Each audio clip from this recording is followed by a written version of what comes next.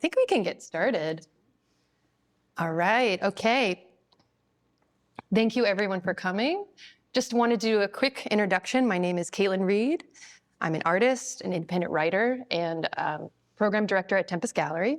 And I'm here with Rochelle Voyles to talk about her fantastic one-person show, Unreliable Narrators at 81 Leonard. I also wanted to do a few thank yous because this thing wouldn't have come together without some really key people. So first of all, I wanted to thank Nancy Pantirer for allowing this programming to happen. I wanted to thank Defne Tutus for supplying these chairs so we could all sit in comfort today. And then I wanted to thank Rochelle for inviting me to moderate this talk. And thanks to all of you for being here. Okay, so we are in an incredible, eclectic show of like so many different materials. We're working with woodworking, we're working with found image, we're working with color. So I was just wondering, Rochelle, if you could just begin by walking us through some of your background and how that kind of got us to where we are now. So I went to Pratt for a BFA in printmaking. And when I was there, as a young art student, is often thinking, how will I get a job after school? It's a very good question. I mean, anyways. It was a really wonderful mentor of mine, 𝙍𝙤𝙘𝙝, who was in the foundations department at Pratt, who taught me cabinetry and taught me woodworking and carpentry because I was a woodshop technician in that department. And so he taught me how to build things and he was like, go get a job. Mm-hmm. And so I always tell people that about my work because I went into carpentry for sets and TV and film.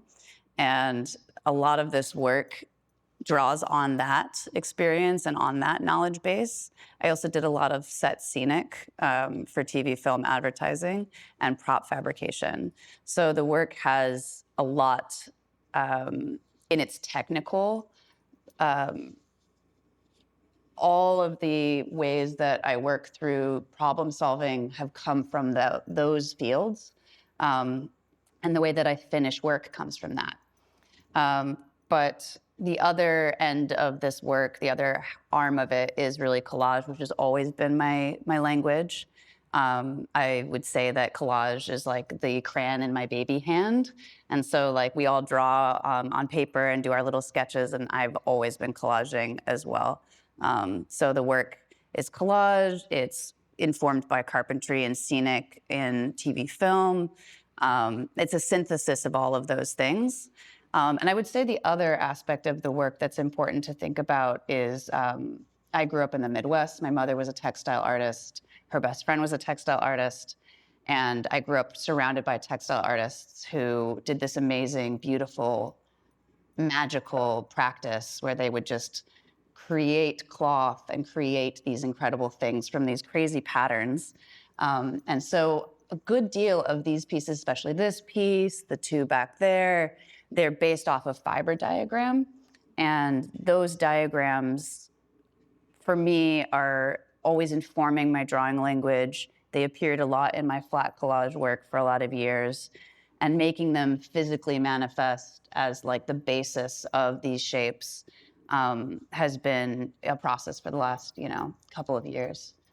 Very cool, very cool. Yeah, I hope that's enough. It's beautiful, thanks. Yeah, I am hearing you talk about TV and film. Could you give us some examples of things that you made? Some of it I can't disclose.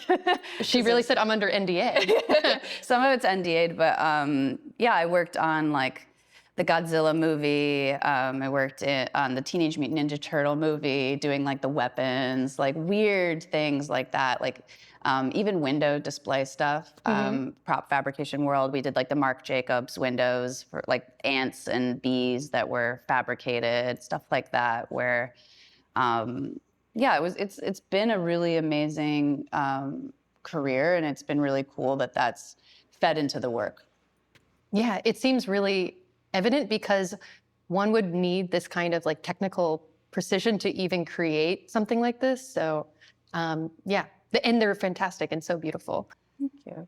Yeah, so when I first encountered these works, I have to admit that I saw them at multiple levels. I saw them at the level of form, the level of color, at the level of like image. So I was thinking perhaps we could like walk through all of these different kind of modalities. So starting with like the form, and you had mentioned that knitting or fiber architecture, fiber diagrams like played a role in the way that these armatures like were constructed. So I was just wondering if you could share with us like what is the significance of like this particular visual syntax? I think I've always been really interested in fiber and textile and championing it as a medium and as a material. I think part of the reason I was attracted to the fiber diagram was because it's a microscopic representation of something that then becomes replicated in a vast scale, but then also becomes microscopic again. So you're like blowing up this thing that's like a digit, a molecule, a unit, and then it becomes larger than life in its form here. But then when it's in the cloth, it's again microscopic. So it's been a really interesting shape to work with because I'm working with knitting, crochet, weaving, embroidery diagrams, and I'm drawing them and skewing them and changing them in these bigger shapes. But they are really, really flawless in their ability to hold narrative. Like they can, because it's a string, it's a fiber moving in a lot of these, you know, this is a knot, this is from an Icelandic knot diagram. It allows the viewer, because you're using collage within the form, to follow a narrative and to follow a flow of thinking. Like even like this, you know, like your eye can be guided. And I think that in the same way that a fiber moves through something, the image flows. I feel the shape is also, there's something about it that people don't necessarily know that it's fiber. They don't necessarily need to know. When it becomes like a cutout shape, it becomes like a glyph. It becomes like something that you can kind of see anything you want to see in it. A lot of people see the piece back here as like snake, like a snake weaving. You know, these people see as like bow ties, clutches of bows. This, like when I made it, I felt like it looked like a bird's face. But that's the thing that's kind of cool about the diagram, is that it can really mutate with someone's perception of a shape. Oh yeah, and they're so abstracted. It's like without being given that specific cue, it's like you could completely fabricate an origin or consider them to be just organic patterns. Yeah, from nature. Yeah. Yeah. I mean, that's what's kind of special, is that if you are in the know and you have like an idea or even a background in textile, you can figure that. But if you're not, it doesn't matter. It's a glyph, it's a symbol, it's a language, it's whatever you need it to be. Nice. Yeah, I really like what you said about it being like the atom within like the larger ecosystem. It's like the atomic unit. So anyway, that's really beautiful. So just going specifically to this piece, which you've called Gendered Americana, you kind of set up this world where the forms themselves are a kind of visual syntax, but gender of course is a language. So I was just wondering if you could talk about the correspondence between a knitting diagram as a visual syntax and gender as visual syntax, and whether or not there is or is not an overplay. I'd say for that piece, because it looks like two bows, the meaning of the found image in it really plays well. I was thinking, whenever I'm making these forms, I cut them out with a jigsaw out of plywood. I do all of this sanding and laminating, gluing together, clamping, all of this like labor to just get it to a substrate on a wall. And so once I hang it on the wall and it is this shape, that's the moment that I decide what the images are going to be that go within that form. I start pulling all of my collage material. I go through an intuitive searching process. It might take days. I post like all of these pieces of magazines and books and paper ephemera on the wall near the shape, and I start to compose a narrative.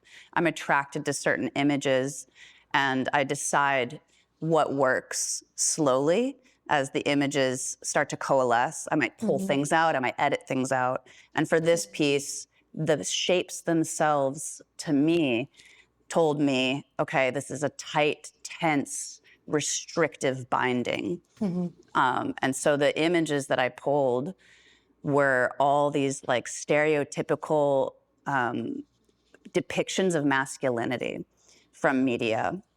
A lot of the images that I've collected over the years have cowboys and, you know, this like Americana of like this mythos of the cowboy, this mythos of the hero, this mythos of the astronaut, the scientist. But for me, growing up, I was very frustrated with how femininity was depicted in media, in TV, and film. I felt like it was incredibly restrictive and not exciting. Like I wanted to be a cowboy or a ninja or a mob boss or an astronaut or a scientist that I saw in these magazines, in these movies, and in these films. But I also recognized through the working of this piece that the shape and the tension of what gender should be or could be was very present in the images. It was this like, it's this way, and you have to be this type of persona, and this is what gender means, and this is what masculinity is, and this is what femininity is. But working through these images, it was very clear to me that that was a one-sided story that was restrictive and frustrating for all parties involved, for all peoples involved. And so those shapes are restrictive and tight, and they're knotted. And so that shape really lends itself to that narrative. Yeah, definitely. I like to think that patriarchy spares no one. Least of all men. Yeah, I really like how, so what I'm hearing is that there's this, you're relating like the form itself to the imagery, and you're doing this like interweaving between the way that it's shaped and what it contains. Yeah. For each piece that I make in this series, for sure, the shape tells me the narrative, but the search for the image, the right thing, also tells me. It's a very woo-woo situation. Yeah, I mean, You know? there's intuition. There's a lot of intuition involved. I mean, collaging and the act to use a found image and to find an image is a woo-woo pursuit, because you are you're trusting the presentation of a piece of ephemera to guide you and to give you the right thing in the right moment. And so I always say that collaging is very much like music. You are in the flow, and you have to be in the flow to collage, because you have to be open to what it presents itself to need and to want from you. Very cool. So one other thing that I think was that, how do I say this? Another part of your background that you have you've not shared yet is that you're also a painter. And I definitely see the painterly influence in these works. And in some of our conversations, you've said that the collage material is almost like painting with paper. So I was just wondering, what are the ways in which painting still plays a role in your work? And yeah, maybe we can also talk about the edges. 100%. Let's talk about the edge. Let's talk about the edges. A painter loves to talk about the edge. Yeah, we'll talk about the edge. We'll also be very transparent that we had a nasty breakup with painting in 2023. And we share this because it's important, and we're not ashamed. But we had a breakup with the rectangle and with the classical canon of painting in 23, because I had been doing a lot of works that were textile influenced paintings. They were more abstraction, but they weren't communicating in the way I desired to communicate. And painting is still definitely a part of my process and a part of my thinking.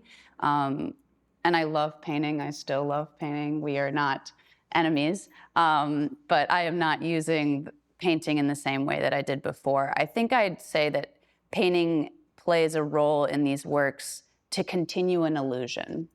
Because the images on the surface that are collaged, I always paint the edges out to continue the image into, you know, infinity. And I would say painting is used as a scenic employ to make these pieces not just a piece of wood that's cut out, not just a collage, but a fully fleshed sculptural object that has a full body and is fully an illusion of. And I think that like people have spoken to me a lot about the edge and been like, wow, it's just really, it continues this thing that we need. And I'm like, good, because it's hours of my time. I really sink the labor in. But I'm also a person that thinks that an object and the labor that goes into an object is really important. And then that level of what it needs to be has to be fully realized. So I'm entirely devoted to pushing it to what it can be. So I don't know. I paint the edges, you guys. That's what I do. I love it. I'm here for it. I feel like when painters go into a gallery and they look at the edges, you're just saying like, are you considering the thing that is like last to consider? Are you considering like the thing that isn't even going to be seen by anyone who isn't? It's specifically for the people who are in the room. Yes. You know. It's for the people in the room, but there is a moment. There's a moment when a piece falls apart, when you go to the edge of something that's been fabricated and you look over and you're like, oh, I can see the cracks here. This person, they taped it down. They taped it down. They didn't care. And they didn't care. They didn't fill. They didn't do anything. Or did you put this on the floor? Like, what happened? Yeah, I'm just saying that like the whole piece. You know, we're at a time where we're rushing the creation of work, and we're making things very rapidly, and we're doing so because we're pressured by capitalism, and we're pressured by the art market, and we're pressured to produce, and we're pressure. And it's not something that I don't keep in my mind. I'm resisting that. The work takes time. It needs to take time. It deserves to take time. Things deserve to take a longer bit so that you can really enjoy the process, but also understand what you're doing and why, and other people can sit with it for longer because the work deserves more time. Also, you did ask me about painting with paper, and I didn't answer that. I think that you're doing great. We ended up, we said edges were more important. We said edges were more important. And yes, I do paint with paper. I say that because when I make these works, I hang all of the pieces of paper that are going to go into the shapes, and I cut the shapes of the paper to the form. And so I have so many photos of my studio where it's thousands of bits of paper all taped up on the walls, and I'm literally in the studio choosing another thing, trying different things. And so that's my palette, is the thousands of pieces of paper taped to the wall. Excellent. So I wanted to draw our attention to another piece, Neptune in Pisces. And I feel like we can kind of begin by talking about what Neptune represents for those who are not like astrologically inclined, because you and I have our own, you know, relationship to such a symbol. Are you trying to say we're astro nerds? Yes, we are. We could have done an entire talk just about the astrology of this show, but you know, that's not what we're doing. We're doing something. I just want to, you know, open the door a crack to what that symbol, how it relates to your work. I've always been astrologically inclined, and I've always been an occult person, and she's a witch. She's a witch. Yeah. And I read tarot and I do all of that. But for this piece, it's such a strange shape. It's based off an embroidery diagram that I replicated. And then half of it I drew by hand on a piece of wood. So there's like some not perfect symmetry to it. And so when I built the shape and I sanded it and I like went through all the process of labor of it, when I put it on the wall, I was like, this is a creature. It looks like a microscopic bug. Like I couldn't tell what it was. And so when I was choosing images, I was just naturally attracted to very strange, watery, airy things. But I was also really thinking a lot about the astrological shift that we're in, where Neptune has left Pisces for the first time in 14 years, and it's entered Aries. And so I have like a partial astrology brain, and so I was thinking a lot about what Neptune symbolizes, which is what's in trend, but that also what is confusing, foggy, what's on our minds as a society globally. So all of the images in that piece have no temporal location. They're in the sky, they're below the sea, they're on the surface of the earth. There's lots of mystery and confusion in that piece. And so I was thinking through a lot of what Neptune in Pisces had influenced in me, because I have a lot of Pisces placements, which is fantasy and confusion and not really knowing what's real. So that piece is the most, I'd say out of the show, the most confusing and weird and strange and obfuscation for sure. Yeah. Yeah, now that you say that, it really does feel more alive, or it feels like spiritually embodied. I'm seeing it in a new way. And also, can we just talk about the difference between Pisces and Aries? Please? Astro talk. Let's keep Astro talk. I know, we're just pivoting into... We're just pivoting straight to an astro talk. Yeah. Aries, their motto is I am. And Pisces, the motto is we are all part of one thing. And so the Pisces collective mindset is this like watery, communal thing, whereas the Aries mindset is more the embodied individual taking action to achieve their goals. And fighting wars. Fighting wars and all the doing rest. Aggression and maybe a little ego. Maybe we're talking about the darker side of Aries versus the more light side of Aries. Yeah. A little bit more aggression, a little bit more headstrong moves. Yeah, if you want to talk to us more about astrology, see us after the talk. But anyway, I think that it's interesting because, okay, something that ties Neptune, Pisces, to the images of this work is the theme of illusion. And illusion, the way that media constructs illusion. So I'm just wondering if we could talk about just like the tension between like the illusionism of the images that you select and like the physicality of these works.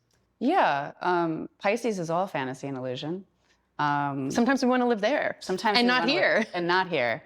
And I think that for this body of work and for all of my work, I'm very interested in the found image and what the found image conceals and reveals.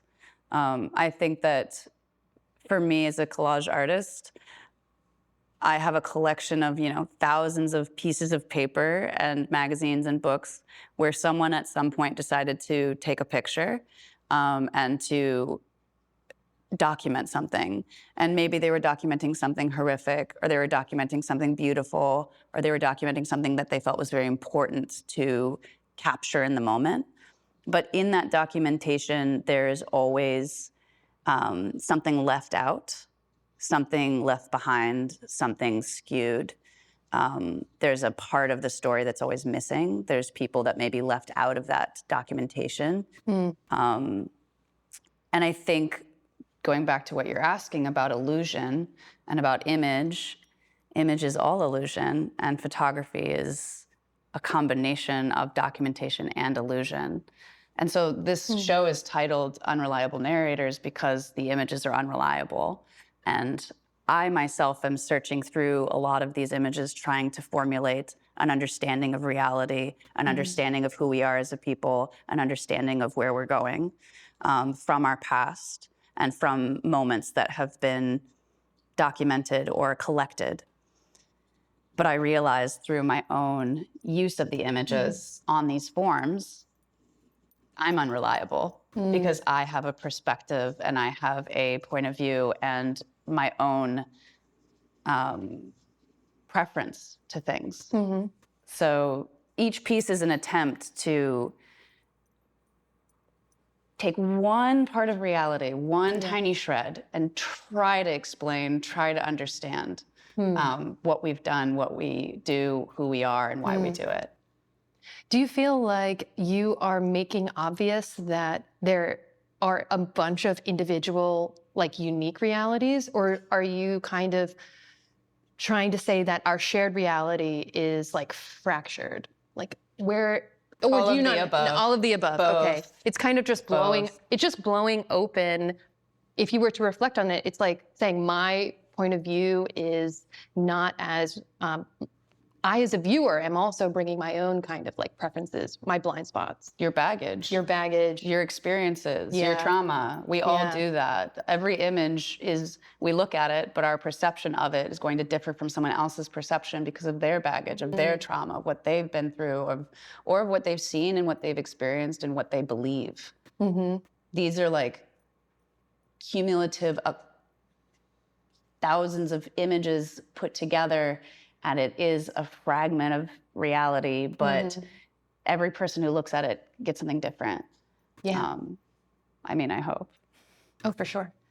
So I know we've been talking a lot about the pieces that are based off of fiber diagrams, but there's also these pieces on the side that are super interesting. And I was wondering if we could, this is kind of like trying to, some of the imagery that's present on the pieces here, but also present here. I'm wondering, what are some of the narratives that emerged as you were like working with the collage diagrams? And also, what is the difference between these ones which have like a formal structure and the ones in the inset?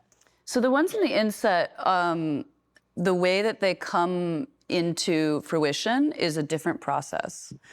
These pieces come from a drawing. They come from my drawing practice. They come from drafting and then projecting and then cutting out of wood a shape to contain a narrative. The pieces in that inset are the left behind collage pieces from these big pieces. So when I'm cutting these and I'm collaging the forms, pieces of collage will fall to the ground and I'll collect them in boxes over time. And so all the, what I call minis or what I call remnants or shrapnel, those in that inset are shaped pieces. The collage, as it falls to the ground, that shape denotes the shape of those. So I don't decide the shape. So you're collaging the armatures. Yes. The basically. detritus from the armature. Yeah, the detritus from the armature. That's what those are. So those have like a very limited palette, a limited conversation, a limited narrative. But in that way, they are more of a zoom in. There's less of an overall big arch, story, but there is an opening for a softer examination. Love it. And are there any pieces in particular where you want to kind of highlight some of the narratives that you were forming as you're like bringing these collage materials together? These or the others? Whichever. Whichever. I mean, I'm a Scorpio, so I'm always going to go to the darkest piece in the room and be like, hey guys, let's talk about the apocalypse. So, as one does. As one does. So the piece that's right behind the camera is, it felt like a very nefarious, dark form. And so a lot of the images that I pulled and collected were, I would say, a mythos about the end, or our mythos around the end. And our kind of our journey as a collective people through kind of some dark stuff. There's images of Adam and Eve in there. There's images of the Watergate trials, Katrina. Yeah, it's dark caves and maybe some technological advancement at the very top where we start biblical and then we journey through all of the images and go all the way up to what feels like an ex machina situation. But I like a dark piece. Yeah, absolutely. It reminds me of Bosch. Yes. Yeah. It's giving end of the world. Yeah, it's giving humanity's ills. Yeah. Yeah.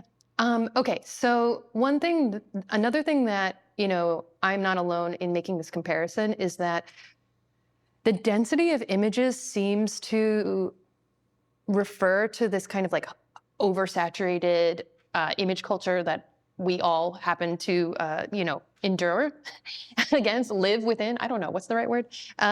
So I was just curious, like, especially with this kind of winding path of like from image to image to image, I'm just curious, like, what is the connection between your work and like the way that film works or like social media works? I'm heavily influenced by cinema and film. I would say that's one of my biggest influences for sure.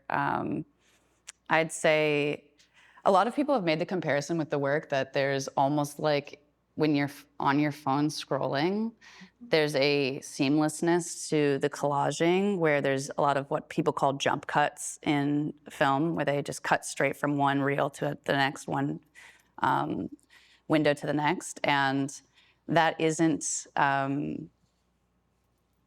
it isn't something that I originally intended, but it has been again and again referenced that it's like social media, it's like this endless barrage of image. And I think the work is definitely a reaction to that because, you know, we have these like little black boxes full of horrors in our pocket every day and they show us crazy things, sometimes beautiful, sometimes the worst. And I think that there is an oversaturation of image in the way that we live our lives now. But these pieces are a slowdown of that. You're not given the opportunity to add more. This is all you get. It's these. And I want you to sit with those. And so because it's a physical object, because it's physical paper, and it's not this endless thing, there is a reference to that. Yeah. But there is a slowing down of that. It's like an analog, it's analog, and it forces you to examine each image in its solidity instead of like a weird digital slippage. Yes. Yeah. Okay, cool. Yeah. But there's also, you know, for all of these works, I should just go this way because I'm going to the behind the where the audience is. I should just do this instead. But, you know, there is only a fragment shown. You know, we are, because the shape limits how much of an image is seen, you only get little pockets. You don't get the full story. Yeah. Very cool. Okay, I'm going to ask you one more question, and then we're going to open it up to the audience. So if you have anything that you want to ask, just consider it now. So Rochelle, just wanted to kind of like wrap up on the title of the show, Unreliable Narrators. Obviously, like it encompasses so much about your process, about you as an auteur, about the audience, and image culture. I'm just wondering, like, what is this connection or contrast between depiction and deception, or what is said and versus like what is unsaid as it pertains to your title? I just think that a huge part of the reason I make art is to find truth. And I've recognized there is no singular truth. I always say in my practice that I'm an investigator. I would even say I'm a detective. I'm an alien in a trench coat. And I'm rifling through all of this basically evidence, these artifacts of humans. And I'm trying to formulate some conclusions. I'm trying to create a nice, really wonderful dossier. And the dossier is, what are we doing? How have we done it? Why did we do it? And what will we do next? But the reality is, I don't know. I'm not sure I ever will. And so the pursuit is a continued investigation. Is it going to lead to a truth? I don't know. And I'm not sure there is a truth. And that is kind of this liminal space that the work really sits on, this realization that everyone's truth is different. We all do share similarities. We want to laugh and have joy. Part of this piece has a lot of sporadic movement of the body, a lot of motion, and a lot of bodies in play, in a joyful play. And there are things within all of these works in the show that highlight those commonalities, those singular truths. But there's also the realization that every person's perception and every person's version of reality will differ. And so it's just this complicated, messy thing. And I would say that no medium really describes how messy life is more than collage, but that is because I am a champion of collage. As you should. As I am a bit of an unreliable champion, you know. I'm a person that's just heavily invested in it. We love it. We love it. But yeah. Awesome.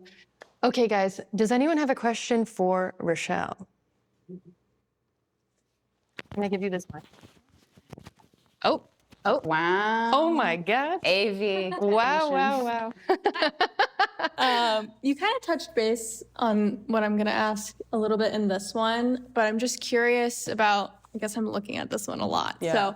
So when you're choosing collage pieces, are you more focused on color and tone, or does narrative to it, like imagery, have, like, because I'm seeing, it's like, I'm trying to make sense of all of it as I'm like weaving through the story.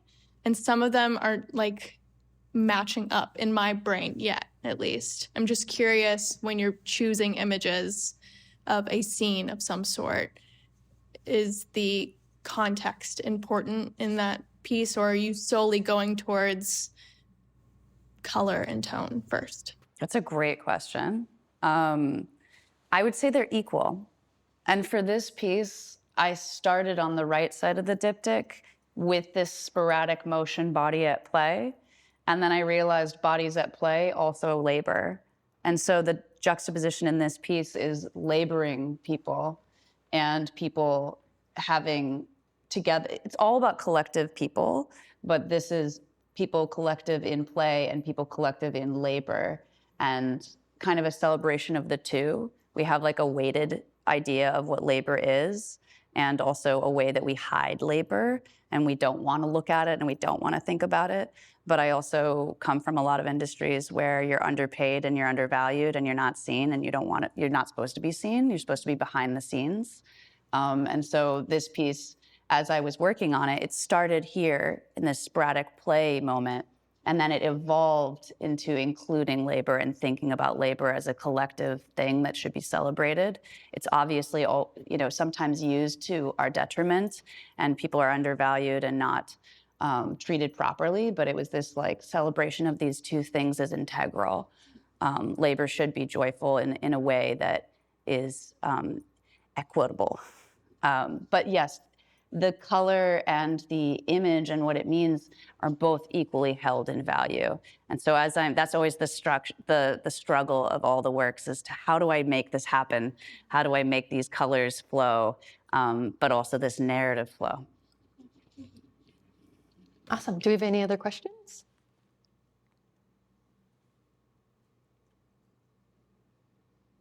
Rose? Oh, hold on. Can you wait for the... All right.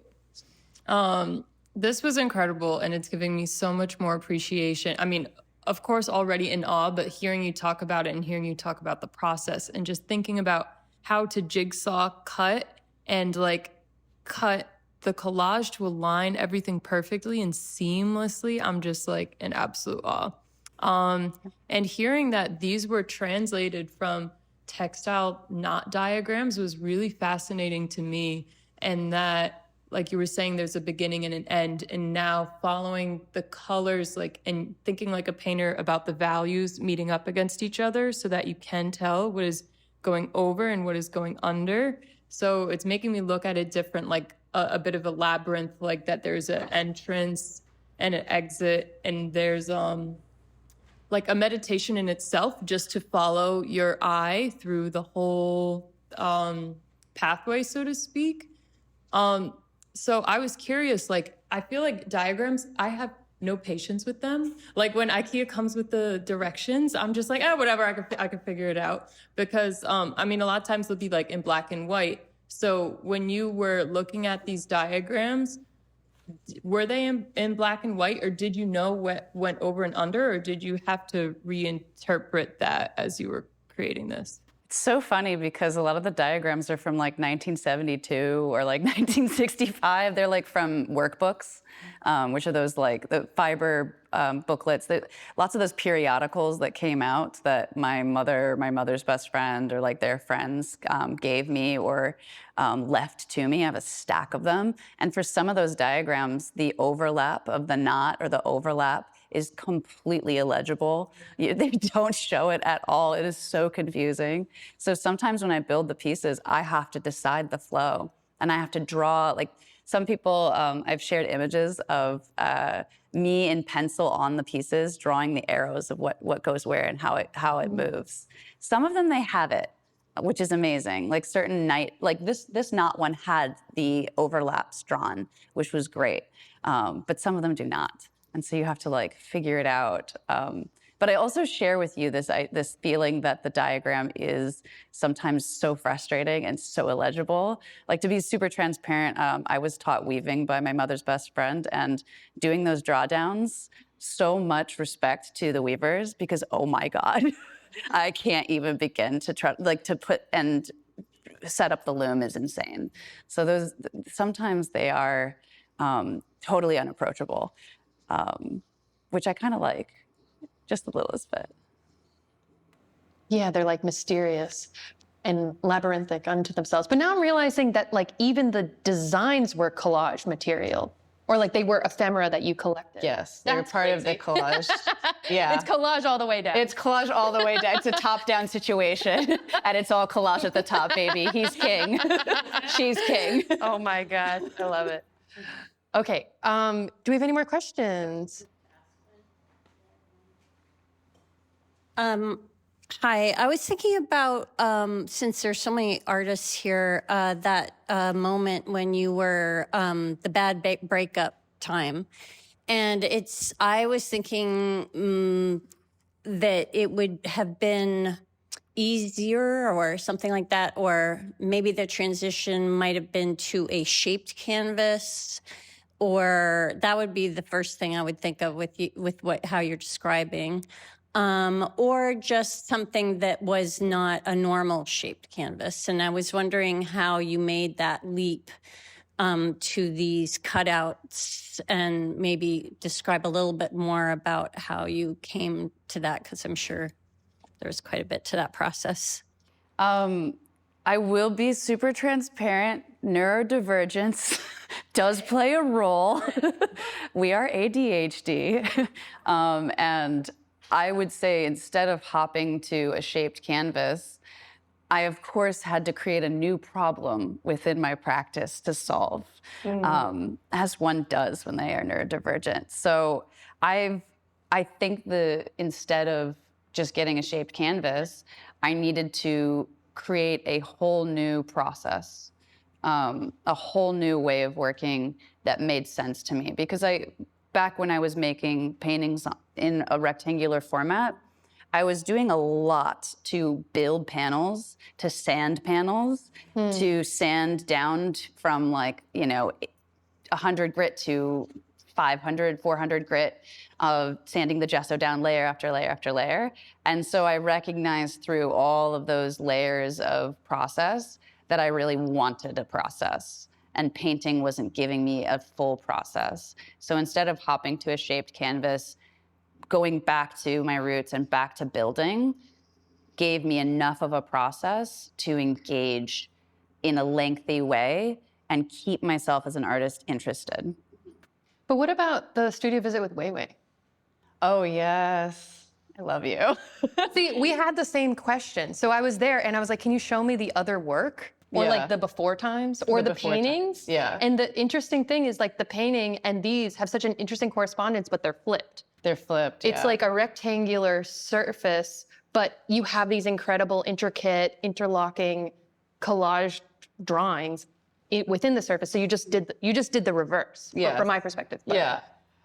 The piece that Cait's referencing in my studio was an amazing friend and artist, Wei, came over and was looking at a cutout So I've always collaged in flat paper, and I do a lot of works which are viewable in this back hallway, where it's one piece of paper with a big cutout shape, and then that shape, I decontextualize another image in its place. But my friend 𝙍𝙬 had come over to the studio and seen one of the cutouts, and I had taken that cutout shape and just put it right on the wall. And I was like, I like this so much better than the rectangle. I like this so much better than the story inside of it. And 𝙍𝙬 was like, why, this is gorgeous. What if you did something that was in this world? And I was like, you're right. What if the cutout was king? And what if it was all about the cutout? And instead of the collage being one thing, the collage was inside of the shape. And that is part of the reason, that's part of the synthesis, the history of this work. I love that. And also, what was the material, the in-between material? It was like some sort of plastic? It was a Sintra. I hopped from paper collage to paper on Sintra, which is a PVC plastic that sign makers and a lot of prop fabricators use. And I hopped from the Sintra to wood. And when I got to the wood, I was like, we're here. A homecoming. A homecoming. We love it. Okay, anyone else have a question? Oh, Naomi. My question was going to be quite similar to the last question asked, because when I came across your work first, I think it was when I met you, like 2022, 2023, you were still working with the rectangle before you broke up with it. And now you're working with these standalone kind of cutout forms. What I wanted to ask was, I noticed you used to work with more angular shapes in addition to these kind of curved forms.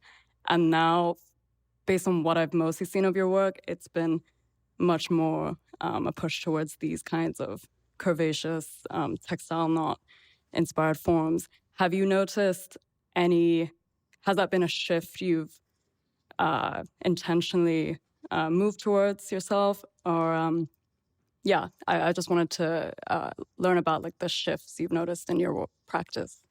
The shapes that you're referencing that are angular actually come from jacquard loom drawdowns.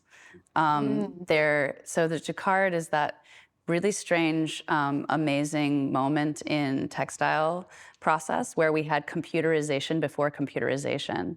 And the jacquard drawings are the grid, and they're all on the grid. And so the ones you're referencing were based off of weaving grid patterns. And so it would be like the flower as it would be woven, or whatever form. And so I would take those rectangular grid shapes and skew them and paint them and cut them out in collage. And so there's some pieces on my website that you'll see that have this like grid-like pattern, and that is also textile related. So cool. I think that's all the time we have for questions, but if you have anything else you want to ask Rochelle, please come up to her after. And thank you guys for coming. I also just want to have a big thank you to 81 Leonard and to Hannah Rothbard and Chloe, who curated the show and wrote the press release, and Sophie and the whole team at 81. Thank you so much. Thank you all for coming. Thank you.